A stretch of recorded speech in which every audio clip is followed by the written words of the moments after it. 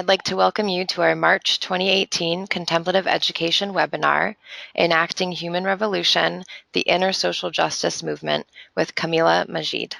Now I'd like to give you a little background about our presenter. Dr. Kamilah Majied has been a practicing Buddhist for 36 years. She has taught domestically and internationally about mindfulness-based cognitive therapy, mindfulness and racial justice, Buddhism and mental health, mindfulness practices as a path towards preserving the environment, and contemplative practices in education. She serves on the editorial board of the Journal of Religion and Spirituality and Social Work and is co-editor of a special issue on peace, healing, reconciliation, and nonviolent conflict resolution. Dr. Majied gave opening remarks at the first White House Conference of Buddhist Leaders on Climate Change and Racial Justice, where she also facilitated the dialogue on ending racism amongst the internationally represented Buddhist leadership. She's one of the original authors of the Buddhist People of Color Statement Calling for Racial Justice, published by Lion's Roar magazine. Dr. Majied serves as a facilitator for the North American Buddhist Alliance ongoing dialogues on Buddhism, mindfulness practices, and social justice. She is a mental health clinician, clinical educator, researcher, author, and international consultant on the impact of oppression on mental health. Her scholarship focuses on racism, sexism, homophobia, heterosexism, and other forms of social oppression. A member of the Association for the Contemplative Mind in Higher Education, Dr. Majied employs contemplative pedagogy and mindfulness practices in both clinical practice and education. I am thrilled to also share that she will be one of our leaders at this year's 14th annual summer session on contemplative learning in higher education. The summer session is a week-long intensive that prepares higher education professionals with resources to design and develop contemplative methods for their courses, create inclusive, inquiry-based learning environments, and incorporate contemplative awareness and practice within all aspects of higher education. You can learn more about the summer session on our website, and applications are due next Friday, March 16th, so you still have time to apply. We are extremely excited to have her with us today. Please welcome Kamilah. Good afternoon, and thank you so much for that warm welcome, Maya.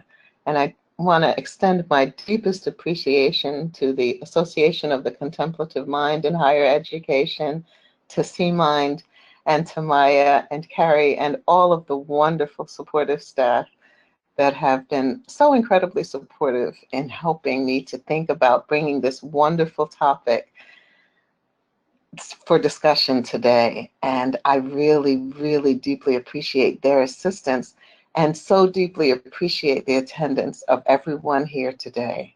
Just thank you for being here. I was asking Maya in the preparation for this if we would be able to see each other, because I love being able to see people and, you know, really communicate with my face and my smile. So hopefully you will be able to hear how delighted I am to be with all of you today and to think with and feel with all of you today about this topic of enacting our own inner social justice movement, our own inner human revolution. One thing I'd like to say, after just really expressing my appreciation for you for being with me here today, is that this idea of human revolution is one that was taught by many different Buddhist leaders, some of whom I will talk about today. But in the interest of full disclosure, I want to recognize that the concept of human revolution is a concept that grew out of Buddhist teachings. However, one does not have to be a Buddhist to understand and activate some of the principles and practices of human revolution. So I just want to say that just to recognize, one, where these teachings come from, because we definitely don't want to appropriate teachings or appropriate a philosophy without recognizing its roots and origins, but we also want to recognize the universal applicability of the concepts. So I say that to say that we are welcoming Buddhists and non-Buddhists alike to explore together as we discuss human revolution. So we're going to go to our very first slide, which really is about allowing ourselves to arrive and be welcome in this moment. It's 2:15 or so in the afternoon, and it's Friday, so I imagine that we're all coming from and perhaps going to, after this webinar, many things. So just for a moment, we want to take a moment to fully arrive here and to fully be here. So we're going to do that for about 5 minutes, actually. For the first 5 minutes, we're just going to allow ourselves to arrive and be welcomed.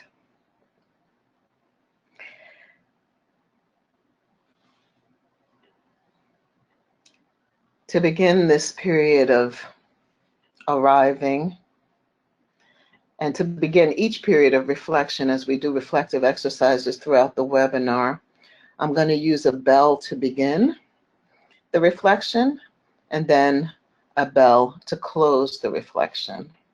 I'll use a bell to begin the meditations, and then I'll use a bell to close them. So let's just begin an arrival meditation together with the sound of the bell. And then at the sound of the bell, we'll end our arrival meditation. If we can go to the next slide.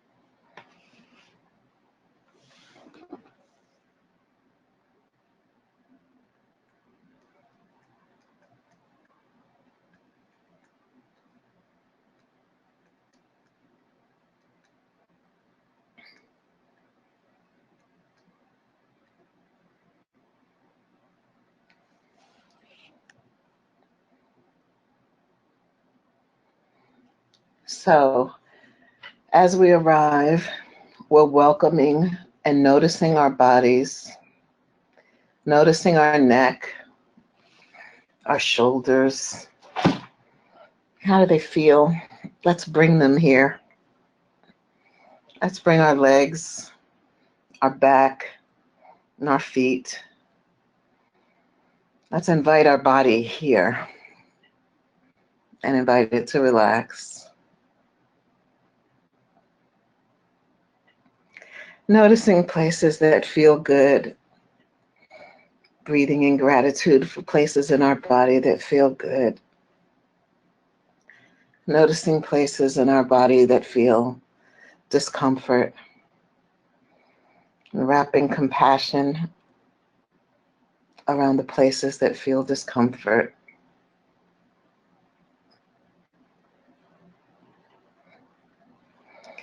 And then we can just notice our thoughts and welcome them. Had thousands of thoughts as the day has moved forward.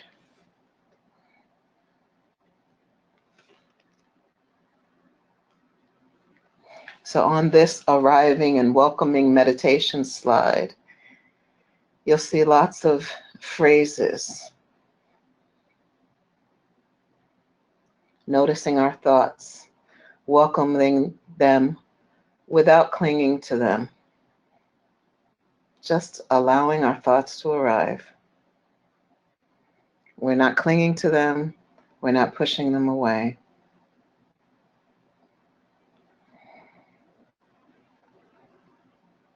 Breathing in and out. We're noticing our emotions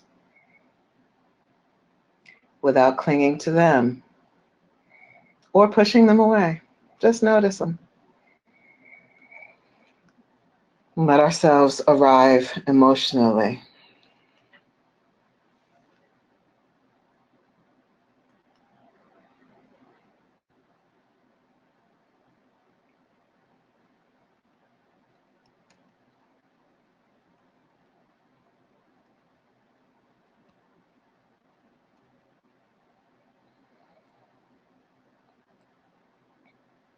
Sending gratitude and kindness to ourselves as we continue to arrive.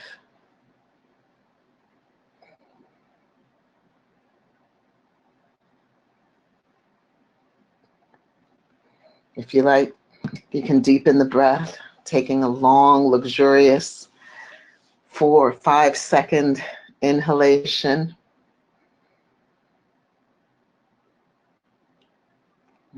And then a long, luxurious 4 or 5 second exhalation.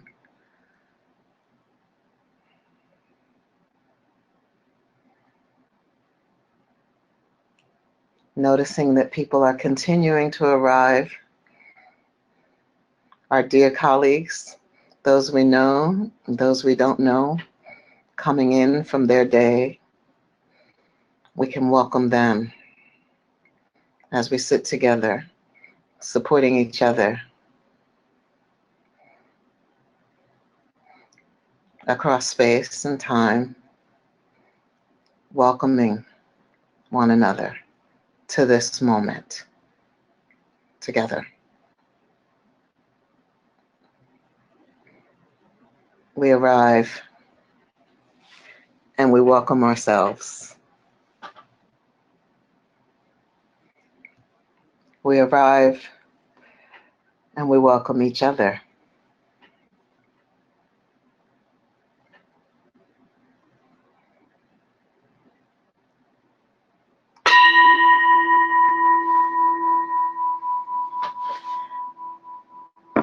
Thank you. So the next slide gives kind of an overview of the webinar as we're going to proceed today. I'm going to talk a little bit about a concept called discomfort resilience. And this is a concept that the Buddhist nun Pema Chodron talked about a lot. And basically, well, it's a good undergirding for understanding the concept of human revolution, because discomfort resilience allows us to turn towards uncomfortable situations and use them for transformation. So we're going to do that, and then we're going to talk a bit about what human revolution is, what's significant about it. We're going to talk about its relevance to educators and some guidelines for teachers trying to enact human revolution in themselves and in the classroom. And then we're going to talk very briefly about some of the historical roots and founding practitioners and teachers of human revolution. And then we'll talk about some of the ways to practice it, like how do you do it? And close with some of the benefits. So moving to the next slide.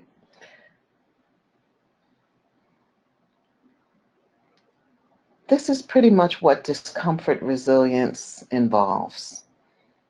It's the capacity to experience discomfort with interest and the growth to be gleaned from pain. Right? It's turning towards uncomfortable feelings, uncomfortable thoughts, uncomfortable sensations, boredom, anger, fatigue, and getting curious about what part of ourselves can be expanded by attending to them instead of turning away from them. The next slide talks about what happens when there is no discomfort resilience. What happens when there is no discomfort resilience? Individuals feel easily defeated and give up. A lot of psychologists and mental health clinicians also refer to it as frustration tolerance, right? And depending upon how much frustration we can tolerate, that often determines how far we are able to go in any given endeavor. So teachers and students certainly can't challenge themselves to learn if we're not able to push past our discomfort. It could be said that the process of learning itself is moving towards and facing the discomfort of not knowing, right? You can't be a learner without facing the discomfort of not knowing. And I think that that is part of the reason that students can find the educational system and educational processes to be challenging. And in terms of how workplaces can be impacted by a lack of discomfort resilience, I don't know if anybody's ever worked in a place, an academic institution where people complain. You've never heard of that, I'm sure, but there are some out there, and there are some where the culture of complaint is dominant as opposed to a culture of, constructive feedback and a culture of innovation. And having discomfort resilience be a component of the psychology of an organization or an academic institution can be transformative on an institutional level. So helping employees, helping academicians, helping students develop discomfort resilience can go a long way towards reforming and revolutionizing an institution as well. The next slide says a little more about greeting discomfort with curiosity and some of the steps we can take towards doing that, some discomfort resilience steps. Noticing the discomfort, and instead of doing something to distract ourselves from it or get away from it, we can turn towards it and see what's uncomfortable. What about it makes us uncomfortable? What's the feeling that's being triggered? We can consider that there might be something for us to learn from engaging with the uncomfortable feeling, the uncomfortable thought, or the uncomfortable idea. So for the next exercise, the first exercise, I want to actually do a 30-second reflection on your experience with discomfort resilience. So the slide you should see in front of you says, reflection on your experience with discomfort resilience. And what I'm inviting you to do is consider a time when you challenged yourself to do something, explore something, or discuss something uncomfortable and grew from it. How would you describe what you gained from that experience in one word? Just take actually about 10 seconds to think about one time.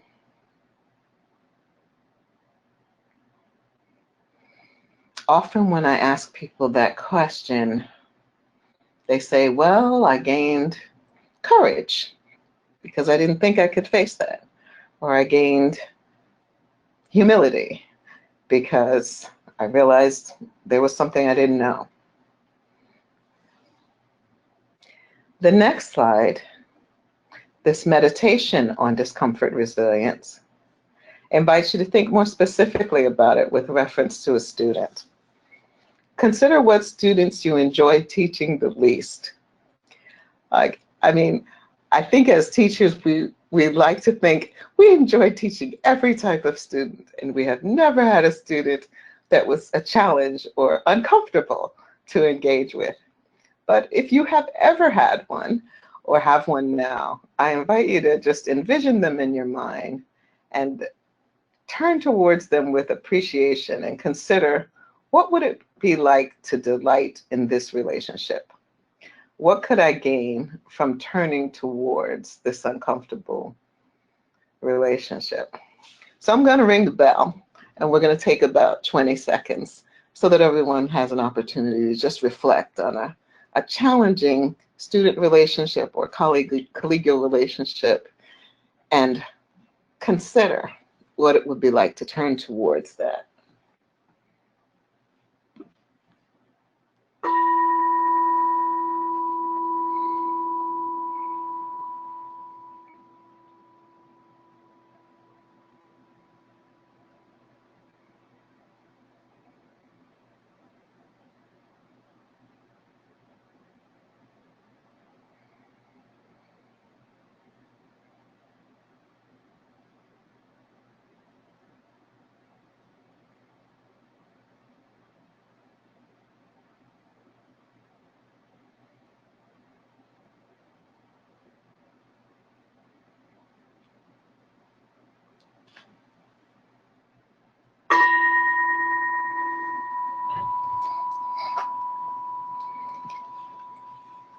So part of the process of enacting human revolution means doing just that, taking a look at what I can gain, how I can grow from this experience that makes me uncomfortable. The next slide talks about how the human challenge is the human revolution, right? We're immersed in this society, in this world that really is centered around avoiding discomfort and relative happiness rather than absolute happiness. Relative happiness is dependent upon things going well, getting what we want.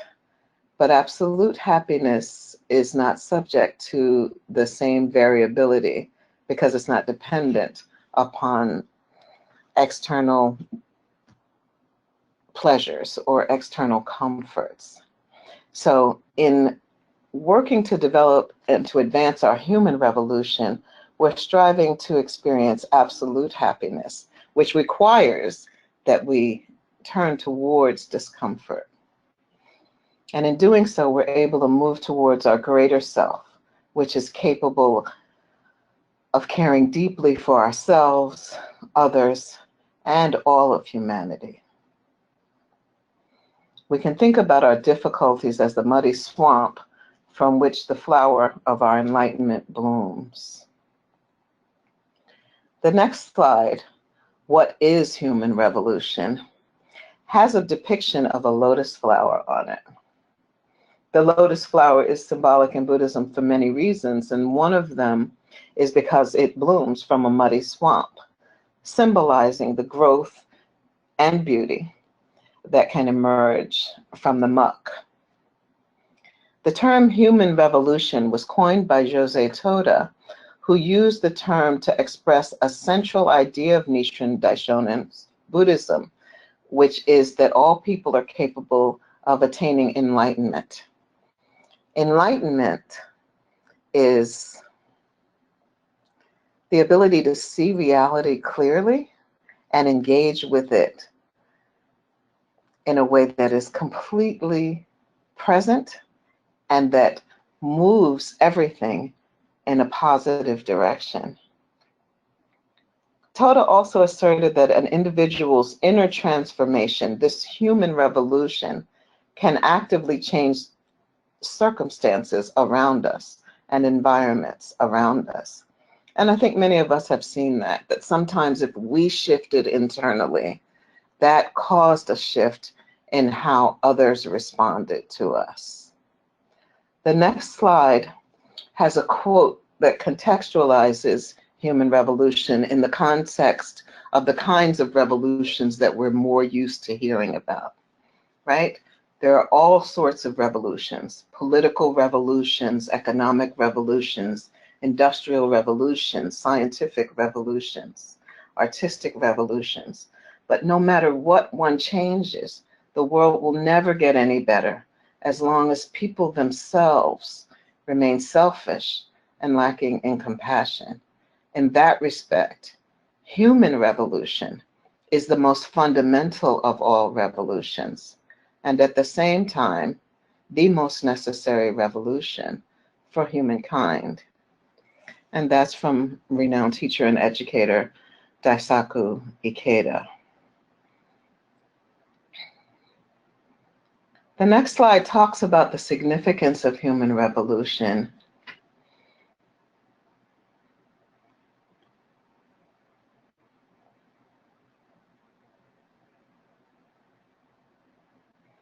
And again, it's focused on a view of life based on understanding the eternity of life rather than a short-sighted pursuit of worldly goals, aiming at a way of life that maximizes life's meaning and the value we can create in our lives. Toda talked about how wanting to become rich or, even change aspects of your character is more focused on relative happiness, as opposed to absolute happiness, which is an inner state of life that cannot be destroyed by external influences. It's described in another writing as a state where one experiences joy in living, joy in the earth, joy in the faces and movements of people. Everything is colored with joy from the experience of an enlightened person. And the really exciting part about this is that you don't have to become a transcendent being, that human beings can experience enlightenment as part of their day, that it is not a permanent state, that we transition in and out of moments of enlightenment, but that we can definitely work towards it becoming our most enduring life state. The next slide talks about the relevance of human revolution to educators. Noted author and feminist activist Bell Hooks talked about how the heart of education as a practice of freedom, being focused on the promotion of growth, right? And in her book, Teaching to Transgress, she talks about how schools are often, especially for marginalized populations, girls, people of color, but in many ways for everyone, places where freedom is compromised as opposed to having people be empowered. So her work really looks at how we transform educational institutions into sites for liberation, as does the work of Paulo Freire. Paulo Freire says, education must begin with the solution of the student-teacher contradiction by reconciling the poles of the contradiction so that both are simultaneously teachers and students.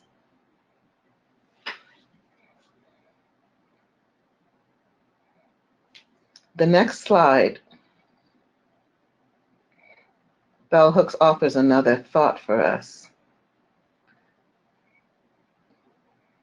As a classroom community, we can commit our capacity to generate excitement as it is deeply affected by our interest in hearing one another. In hearing one another's voices, we're able to recognize one another's presence.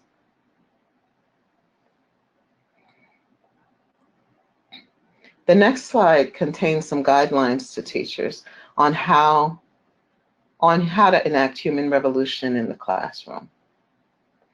The first thing we have to do is allow ourselves to arrive, to get there, physically, emotionally, spiritually, cognitively, not necessarily in that order, but really giving ourselves a moment to arrive. And as we're always, moving from one thing to another, it can be hard to stop and just arrive. But to the extent that we do so, we're able to set an intention for the class as opposed to just running in and starting it. Coming in, welcoming ourselves, letting ourselves arrive, and asking ourselves, what's the intention for the class? Is there anything I can do in this context that will enhance my own human revolution, my own growth? Is there anything I can do that can enhance the students' empowerment and liberation? In addition to delivering of content, can we create this space for liberation and growth and transformation? And then we allow the students to arrive on all those levels. The arrival meditation that I did with you all at the beginning is actually one I use in the classroom to help students to be present. Also, I encourage students to notice any anxieties that they have, not clinging to them, not letting them, be pushed away, not pushing them away, but also not clinging to them. Noticing any fear of speaking they might have, not noticing it, not clinging to it, not pushing it away, just noticing it. Noticing what they feel about the material. And I found that it helps them get very grounded. Another thing that helps in terms of the classroom is really encouraging students to recognize what they do know. I find that particularly when I ask questions, students can often have an automatic "I don't know" response. One of the ways I think we can enact human revolution in the classroom is to encourage students to notice that they do know, to say, you might know, or if you did know, what would you know? Or if you know anything about this at all, what would it be? And to let them hang out with the discomfort of looking inward a little bit and turn towards that to see what they can uncover that they know. Our tendency, at least, the tendency of myself and a lot of other educators I know, is to jump in and tell them the answer, to keep the class moving. But rather than doing that, I often invite the entire class to let's just sit together for 10 seconds and support student B as she thinks about it. And more often than not, the student comes up with one or two reflections on the subject matter. So that's another way that I kind of enact this practice in the classroom of allowing people to push past the self-doubt, turn towards the discomfort, and transform that discomfort into a process of unearthing what they know. And of course, when we engage as both the learner and the teacher, the process of teaching is transformative for us. And then, of course, we encourage the students to teach. Tell us a little bit about that. Share your thoughts about that. Take a moment and share your thoughts about that.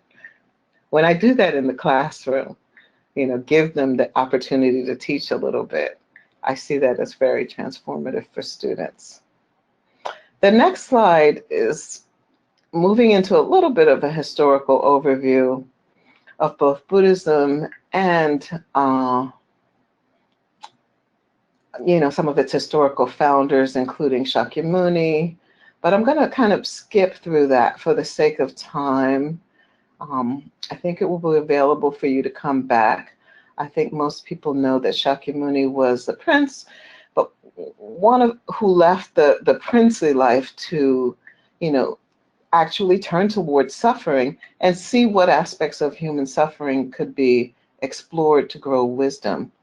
And the next slide talks about another historical figure, Nichiren Daishonin, who expounded upon the teachings of Shakyamuni and really advanced the practice of chanting Nam-myoho Renge Kyo, which is the title of the Lotus Sutra and the essence of the Lotus Sutra, as the Buddha taught, as a mechanism for enacting one's human revolution. So after the Nichiren Daishonin slide, there's a slide that says ways to practice human revolution. And one of those ways is the actual chanting of this phrase, Nam-myoho Renge Kyo, with the goal of manifesting our enlightenment. And what that means is looking at whatever circumstances we have now and facing them fully and considering what would it be like to apply enlightened wisdom, which already exists in our lives, to those situations. Human revolution also includes study and reflecting on the teaching and encouraging others, and mining difficulty, like digging in the dirt or the dust of difficulty for opportunities for growth. The next slide talks about the meaning of Nam Myoho Renge Kyo. That Nam comes from namas, meaning to devote or dedicate oneself. Myo can be translated as wonderful, and Ho means law. Renge, that lotus blossom that grows in the muddy swamp, which is also significant in Buddhism because it flowers and seeds at the same time, symbolizing the simultaneity of cause and effect. And Kyo, which means sutra or sound that permeates life and the entire universe.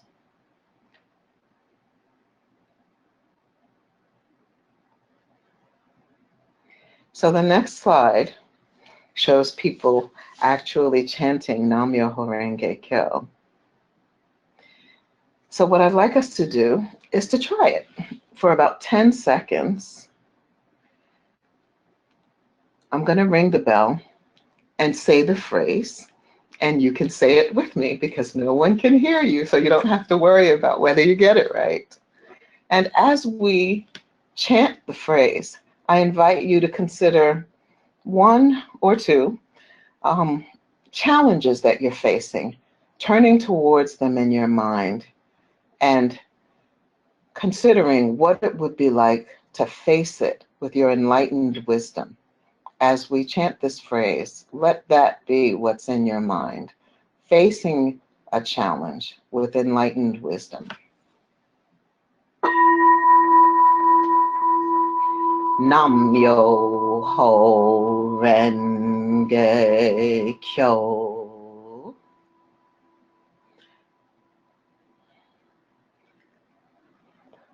Perhaps for this, it would be best to go back to the previous slide so everyone can see meaning of Nam Myoho Renge Kyo slide so that everyone can see the full phrase as we practice saying it together.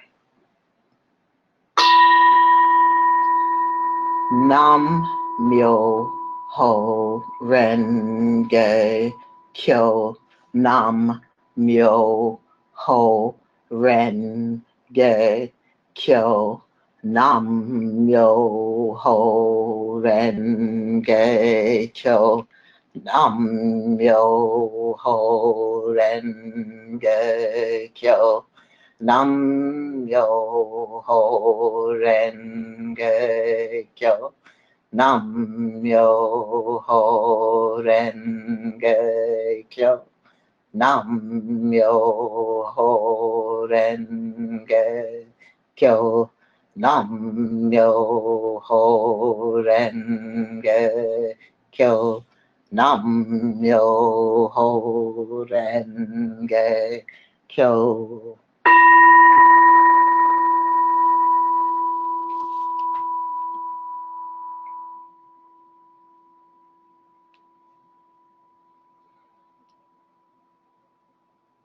Thank you. The next slide talks about practicing human revolution as a process of seeking both the causes and the solutions to our problems within our own lives. That we actually have the answers, right? That the enlightened wisdom exists within us, but that we get to reach for it and manifest it through our practice. The next slide, in terms of the benefits of human revolution, there are many, and there are many more than are listed here, but enlightened wisdom is one of them. Increased empathy, purposeful reflection, increased mental strength, that discomfort resilience, that frustration tolerance that we're talking about, increased self-discipline. This next slide is actually our last. And it's a quote that I'd actually like us to take a moment and read together. Education makes us free. It is through education that we are liberated from powerlessness, from the burden of mistrust directed at ourselves. The individual who has been liberated from self-doubt, one who has learned to trust in him or herself, is naturally able to believe in the latent capacities of others. One becomes able to look beyond the present appearance of another, to perceive and believe in the wondrous treasures hidden within. I think this is a wonderful quote for educators because many of us have had experiences in the process of our own education, whether it was in preschool or college, 5th grade or high school, that were less than liberating. And I think it's useful for us to consider what ways our experience of education has been oppressive. Because if we don't, then we may not be able to see ways that we are enacting oppressive practices as educators.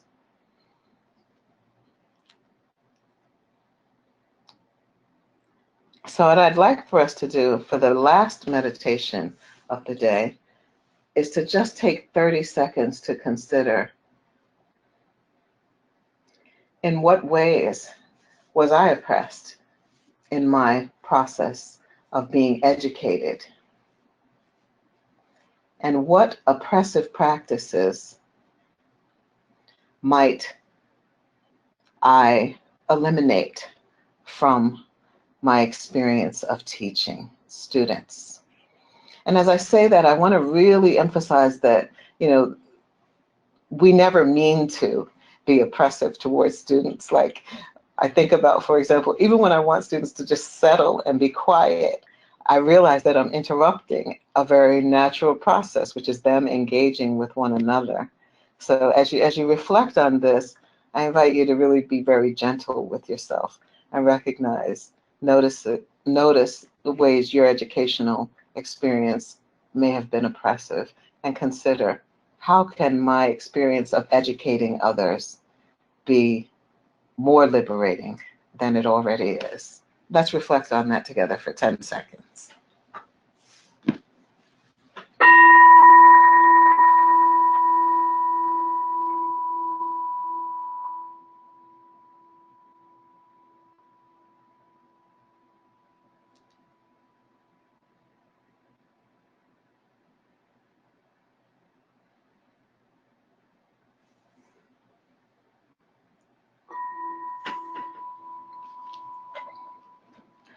Thank you.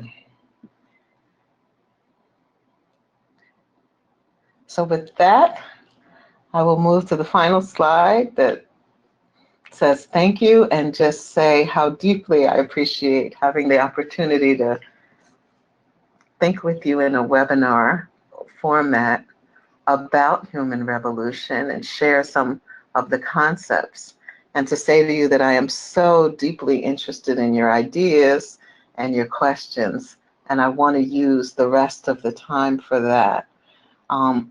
That there is a works cited slide at the end of this presentation, but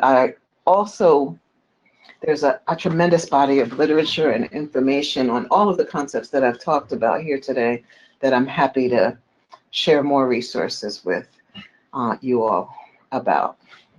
So with that, I'll hand it back to Maya so that we can take any questions. Thank you. Oh, sorry, questions or comments? So thank you so much, Kamilah, for sharing your work with us. And I have to say, even via webinar where we can't see you, you certainly have a remarkable presence. So that was really, truly wonderful. And as Kamilah mentioned, this is the time for you to submit any questions that you'd like me to read aloud. I did see some popping up throughout the webinar, so I will mention those as well. And I'm just going to give you guys 1-ish minutes to submit your questions now. Oh, great. If we don't have a question right now, should I share a thought? You can share a thought. We do have questions. I'm just, Oh, yeah, not to say there aren't any questions, but you can absolutely share a thought. that's okay. I'll work it in as part of an answer. Okay.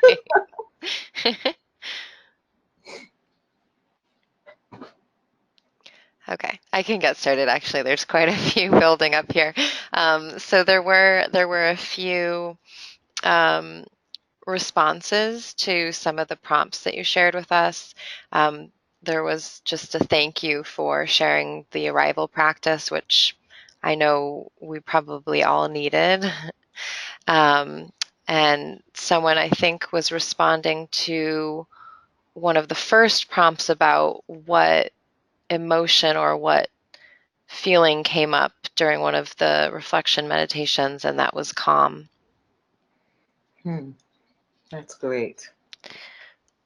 So one of the first questions that came in is, and maybe this is something that came up for more than one person, just to be clear, is discomfort the same thing as pain?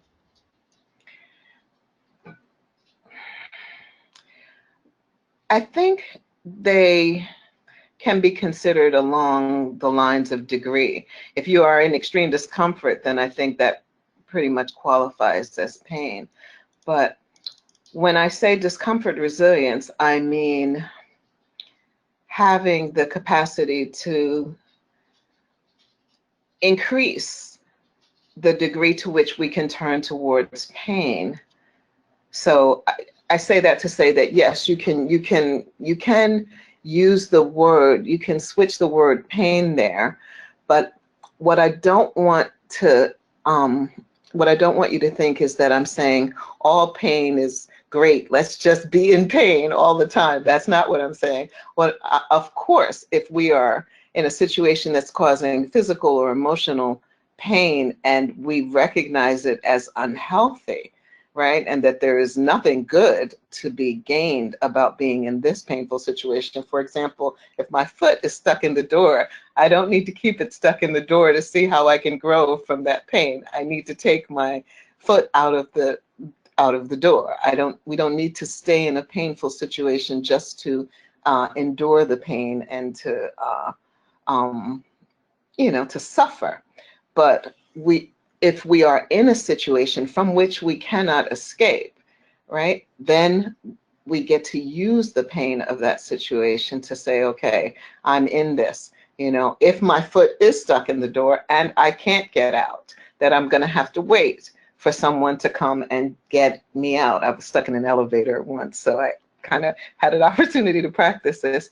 Then what is there that I can notice if I turn towards the discomfort? So for example, that elevator situation where I was extremely uncomfortable because I'm somewhat claustrophobic, I turned towards the discomfort because I had to stay in what was for me a very painful situation. I couldn't escape it at the moment. So I used the time to turn towards the discomfort and say, well, what could I get if I was able to master, even just for the short time that I'm going to have to, this extreme pain and anxiety I feel about being trapped in this place. So we don't need to seek out pain, but if there is unavoidable discomfort in our lives, or if there is an uncomfortable situation that could have the opportunity for growth, then we want to turn towards it. And it's only when we reflect on the painful situation that we can make a good decision about that. I mean, you can think of a marriage this way, like looking at a marriage. Okay, there's pain in it, but is there an opportunity for growth, or is it just pain with no opportunity for growth. But giving ourselves the pause to reflect and turn towards the discomfort allows us to see if there's anything of value to be gained from not just leaving.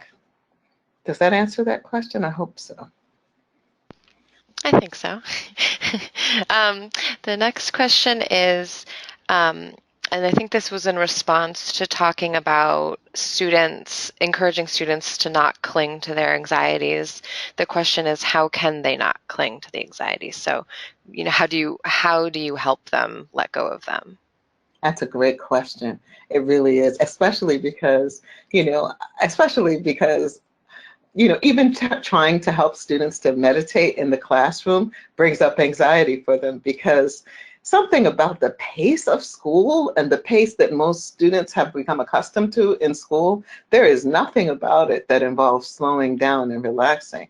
So just the idea of slowing down to relax and, give yourself a minute to think feels like, for them, they're going to be like, well, everybody's looking at me while I'm thinking. And, so they start having, little bits of social phobia and social anxiety and all of that. So, but again, what I encourage them to do is to turn towards it.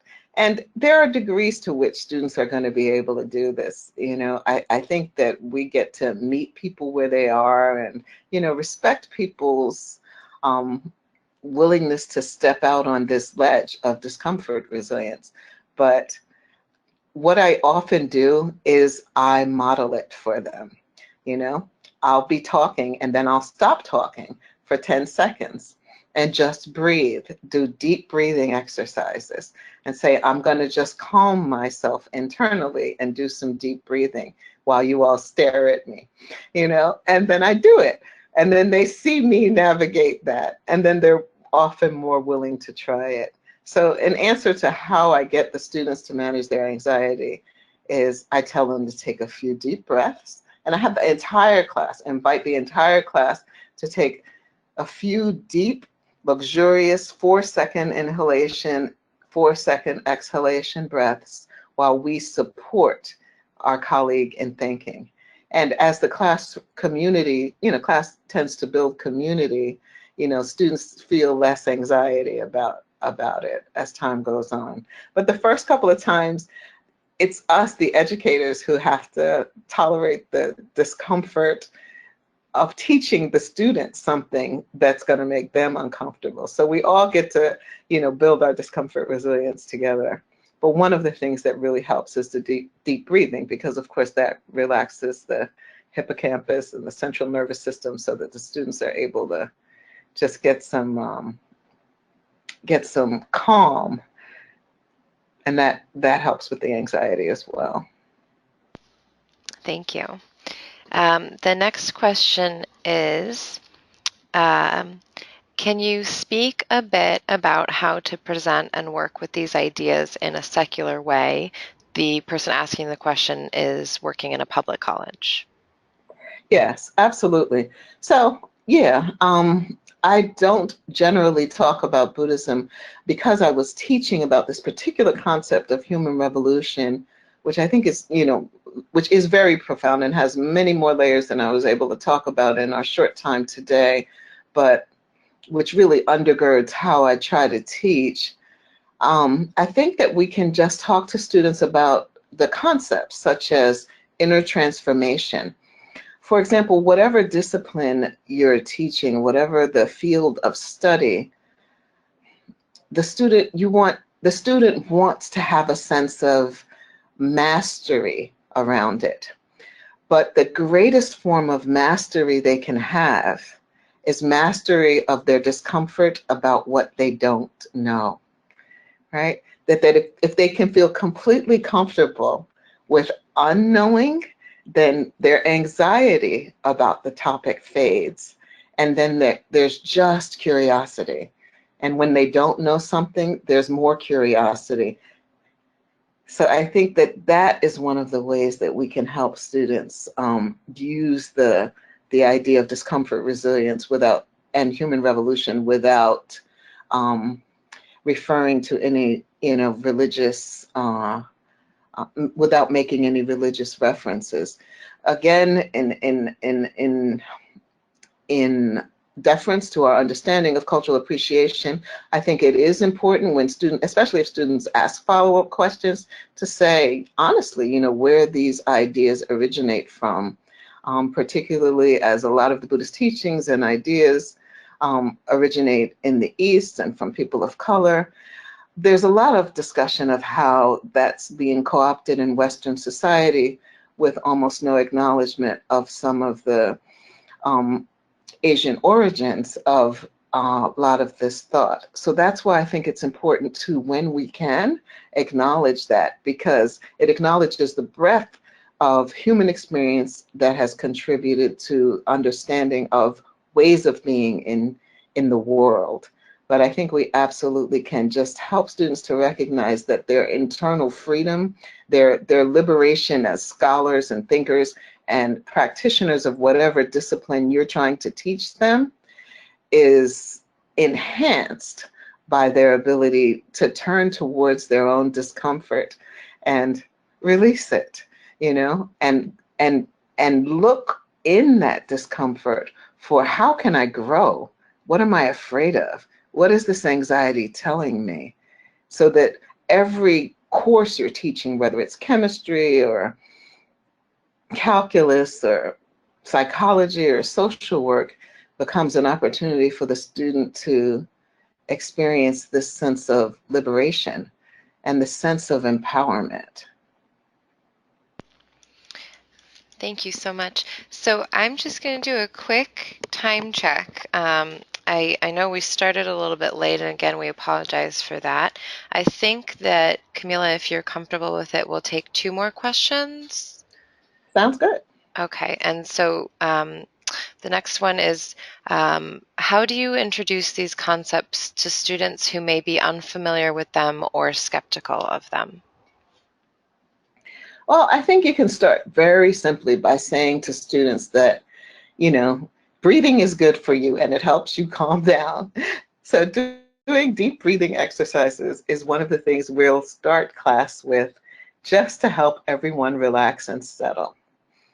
Right? That you don't have to close your eyes if you don't want to. The only reason we close our eyes is to turn our vision inward, right? Eyes and sight are a wonderful gift, but there's lots of stimuli when you have your eyes open. In order to see what's happening internally, that's often why people close their eyes in meditation. But they can also keep their eyes open. When people chant, they keep their eyes open. So I think, the most normalizing aspect of deep breathing, the easiest aspect to communicate about deep breathing, is that it actually has a physiological impact of calming the central nervous system. So I think telling students that as the scientific basis for why we are beginning the class with deep breathing is a very benign way of helping them understand why you're doing it, that you just are inviting them to settle. And then the other pieces about welcoming and inviting themselves, I think what you can say to people is that sometimes we're only partly here. And I think that really resonates with students, that they may be physically there, but and they may even be cognitively there. They may even be able to be thinking about the material, but they may be emotionally somewhere else. And that may not shift just because they notice it, but the process of noticing it allows them to be more present. And yeah, I think it's one of the things that there's lots of literature on the utility of using meditation practices or mindfulness practices and deep breathing practices in the classroom, but without giving them a whole lot to read about it, I think you can just say those kinds of things to them about, really, the purpose of it is simply for them to be able to relax and focus.